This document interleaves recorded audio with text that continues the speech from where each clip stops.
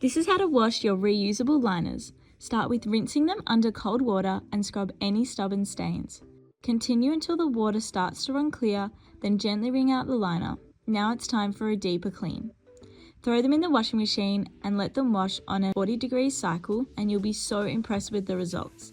It really doesn't get much easier than that. When they are done, hang them out all to dry, and they'll be ready to use again during your next period. Buy your 10-pack today and never have to buy disposable liners again.